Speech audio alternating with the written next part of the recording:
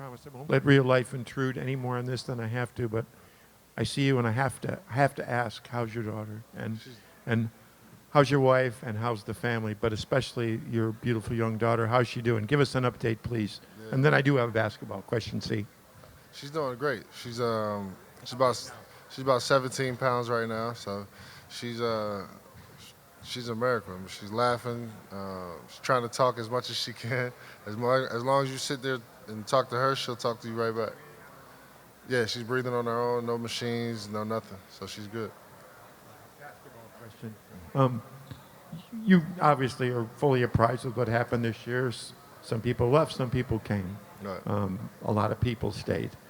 On paper, theoretically, because no games have been played yet, can this team be better than last year's with the newly incorporated players?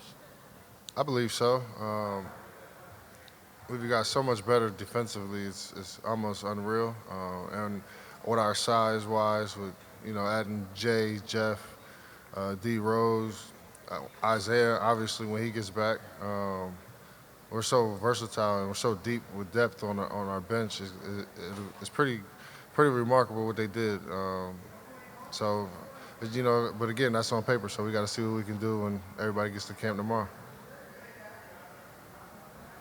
J.R. Run Potesta with the Sports Animal 1390 in Youngstown. This year we'll obviously have a new tandem at point guard.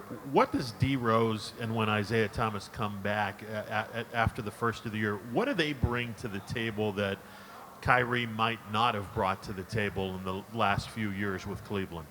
I'll speak for D. Rose now because IT's got a little while to wait.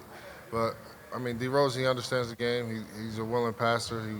He's not somebody you can just go at on the other end when he's on the defensive end.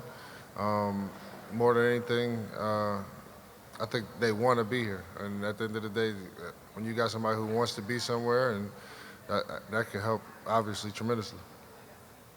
JR, Ashley Bastock, Metro Networks. Just knowing the kind of offense that the Celtics ran over the last few years and knowing that IT and Jay were a part of that, do you think that having them on this team now will lead to more ball movement instead of, primarily isolation situations? Yeah, absolutely.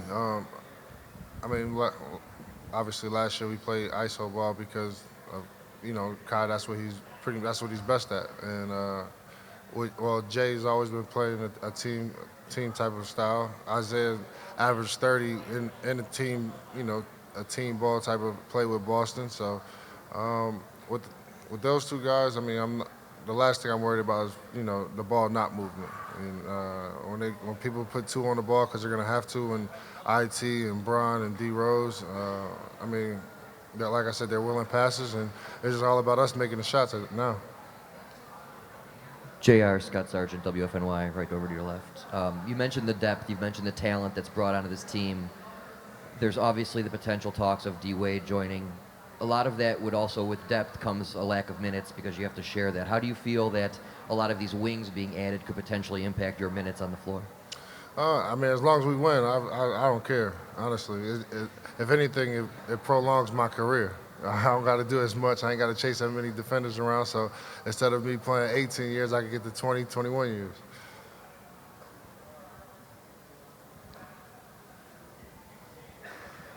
JR, PJ Ziegler, Fox 8, kind of to follow up on that.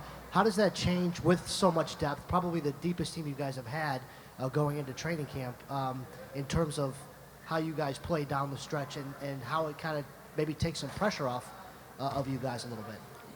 It does that tremendously. It almost do it a little too much, so guys got to stay ready. Obviously, got to be professional and do what we do, but standing on the side, you guys tend to get stiff or whatever, so we just got to stay loose and be ready when our name is called. With a guy like T. Lue, he does a pretty good job of, judging the minutes. And then again, we got Bron on our side too, and Kev, so I'm pretty confident with that group.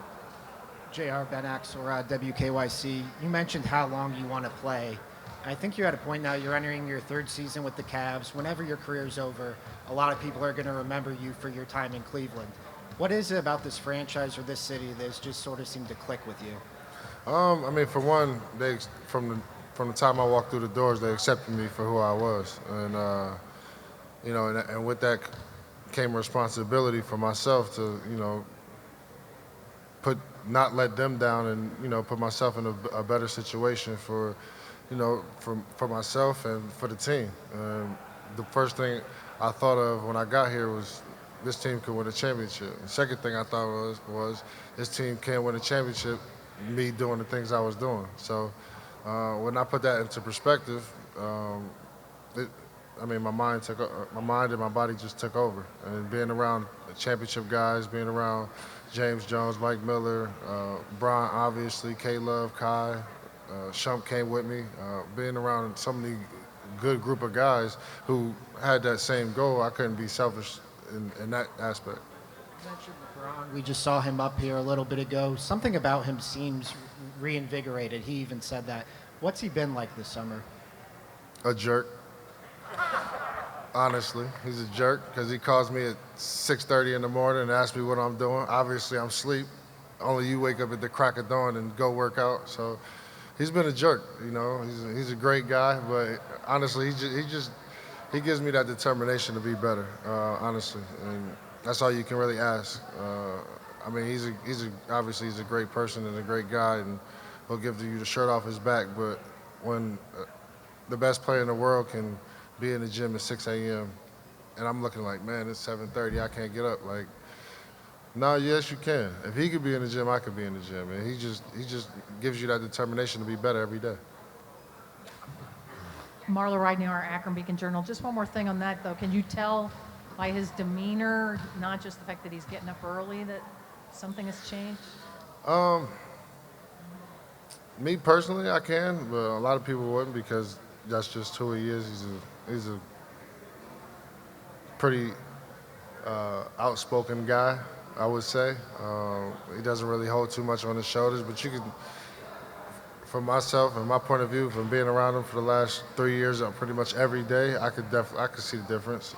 He's just driven because at the end of the day, for whatever reason, he's not in those conversations of whether it's MVP or being, he might not be the best player in the world. It's not so much to prove to you guys, just to prove to himself. And I think when you can continuously do that and keep rejuvenating yourself and with being the best player already, that's something special. One more thing, just the convergence of sports and politics in the last few days. Do you see that there's positives that could come out of what's happening right now? Yeah, absolutely. I think there's a lot of positives. And honestly, I watched his interview in the back, and he spoke on it briefly. That people look at it again like it's disrespect to the flag and stuff like that, when this is not what it's about. And I mean, obviously, us as athletes, we know what it's about. And I mean, for it to keep being brought up to this is disrespect, opposed to talking about the real problem and the real situation. That's what it's about. I mean, just having that conversation. Let's start with having a conversation, then we can act later. Now, it's been the weekend and prior events with Kaepernick all last season. The conversation's been had. It's been had for over a year and some change. It's time to start doing. And that's all of us. JR, Spencer Davies, Basketball Insiders. Just curious, for you physically and mentally, last year you came into this situation, you weren't here because of the whole contract situation. Now that you know that you're here for a while and you're going to get your opportunities to come into training camp, how much does that lift the burden on you, just knowing that you can start the season fresh, not have to worry about injuries and other stuff off the court? I was here, I just wasn't here. You know, I was around the team, I was kicking it with the guys and stuff like that. I just wasn't able to do this, which I really don't like to do anyway. But it was tough because, again, like from day one, when you're not there from day one of training camp to the first game, and when I came in, we played, one preseason game at Ohio State, then we got right to the season. It was extremely tough. My timing and stuff was off, but now that I get to, have a vocal impact as well as just being there for the guys, I think it'll be much better. Thanks, JR.